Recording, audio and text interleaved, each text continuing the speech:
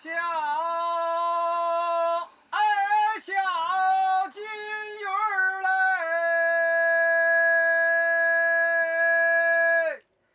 来几条不来几条。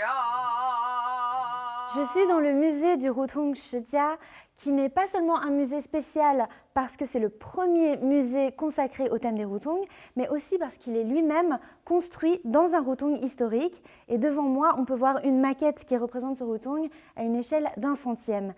Madame Yang, qui est ici, va nous expliquer où on se trouve exactement sur cette maquette.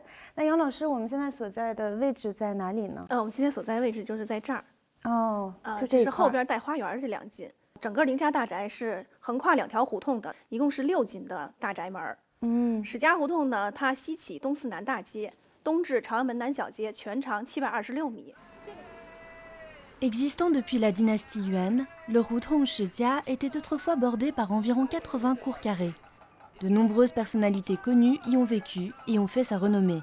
D'ailleurs, on va même jusqu'à dire que cette ruelle représente la moitié de l'histoire de la Chine.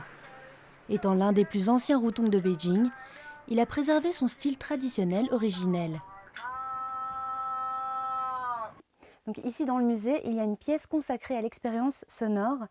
Par exemple, on peut choisir d'écouter des cris ou des chants de marchands ambulants.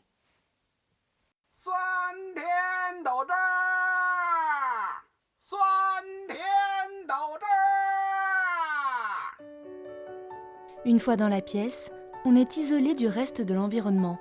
Cet espace sonore nous permet d'imaginer le cadre, les personnes, les sensations et les odeurs pour nous transporter dans le passé.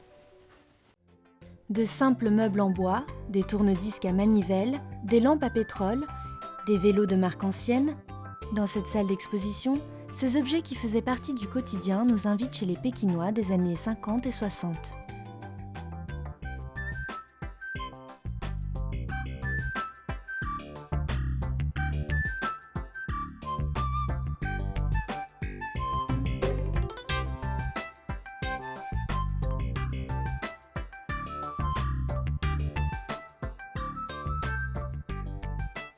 Et maintenant, nous sommes dans les années 70 et 80 et on peut voir dans le foyer des gens que l'économie s'est rapidement développée.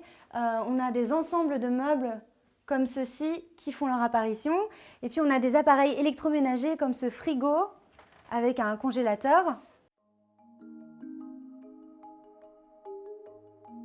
La plupart de ces objets exposés ont été donnés au musée par des résidents des Rutung voisins. Mais on peut facilement imaginer que certains appareils et outils, devenus obsolètes aujourd'hui, font toujours partie du décor chez les Pékinois les plus nostalgiques.